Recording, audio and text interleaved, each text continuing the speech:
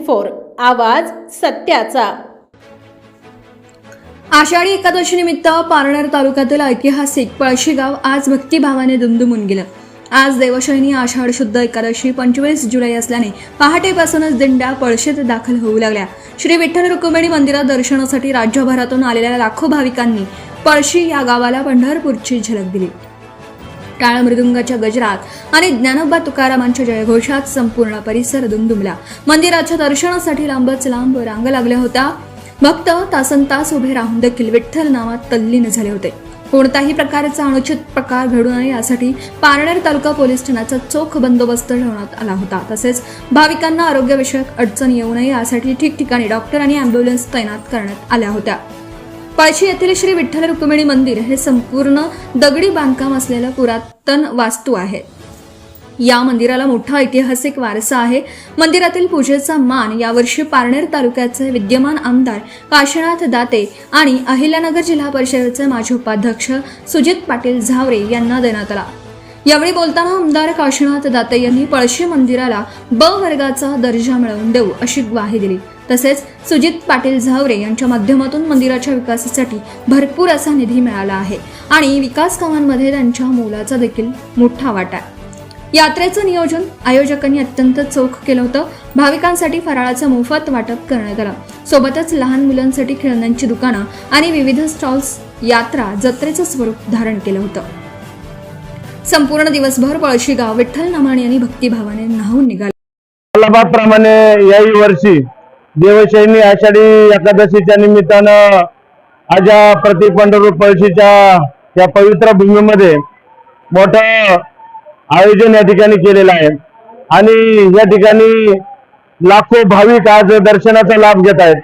आणि तसं पाहायला गेलं तर या सर्व भाविकांसाठी 50 ते 60 क्विंटल साबुदाण्याची खिचडी या ठिकाणी केली जाते आणि त्याचा सर्व लाभ सर्व भाविक घेत असतात। त्या ठिकाणी तुम्ही पाहत असाल की मंदिराच्या बाजूने दर्शन रांग सुसज्ज अशी दर्शन रांग या ठिकाणी केलेली आहे।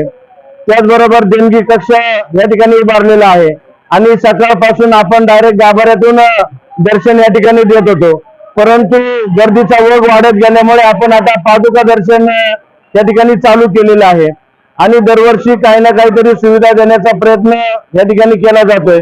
सकाळी पारनेर नगर विधानसभा मतदारसंघाचे आमदार काशीनाथजी दाते सर आणि जिल्हा परिषदेचे माजी उपाध्यक्ष सुजितराव झावरे पाटील यांच्या शुभ हस्ते या ठिकाणी महापूजा आणि महाआरती पार पडलेली आहे आणि त्यांच्या समेत अनेक भाविक सुद्धा या ठिकाणी उपस्थित होते। त्याचबरोबर आमदार साहेबांनी ब वर्ग तीर्थक्षेत्रामध्ये आराखड्यामध्ये समावेश करण्याची आम्हाला ग्वाही दिलेली आहे। त्याचबरोबर सुजित झावरे पाटलांच्याही माध्यमातून अनेक विकास कामं या मंदिर देवस्थानासाठी होत। प्रथमतः आलेल्या आषाढी एकादशी निमित्त आलेल्या सर्व भाई भक्तांचं प्रति पंढरपूर पळशी ग्रामस्थांच्या वतीनं सहर्ष असं स्वागत करतो।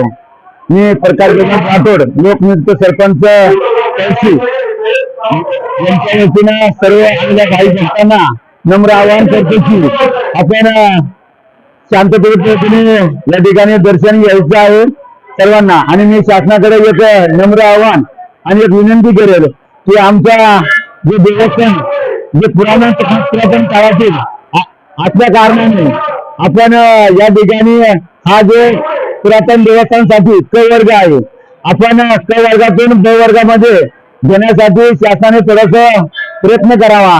आम्ही पण ग्रामस्थ प्रयत्न चालू आहे आमचे ब वर्गामध्ये येण्यासाठी। या ठिकाणी साधारणपणे संगमनेर तालुक्यामधून पारनेर तालुक्यामधून अहमदनगर जिल्ह्यातील आया सगळ्या पुणे जिल्ह्यातील आणि तसं पाहायला गेलं तर महाराष्ट्रातील या ठिकाणी सर्व भाई भक्त या ठिकाणी दर्शनासाठी येत असतात।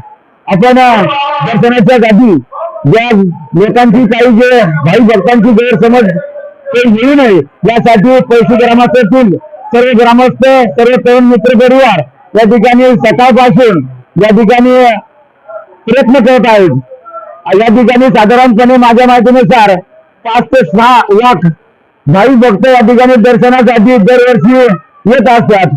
याही पुढच्या काळामध्ये जास्त भाई भक्तांची गर्दी वाढणार आहे। त्यासाठी शासनाने आमची विनंती आहे तर या ठिकाणी आपण क वर्गातून ब वर्ग देण्याचा प्रयत्न करावा, एवढीच तळशी ग्रामस्थांच्या वतीनं आपणास नम्र असं विनंती करतो, माफक असं अपेक्षा करतो आणि थांबतो. Subscribe now and press the bell icon. Never miss an update.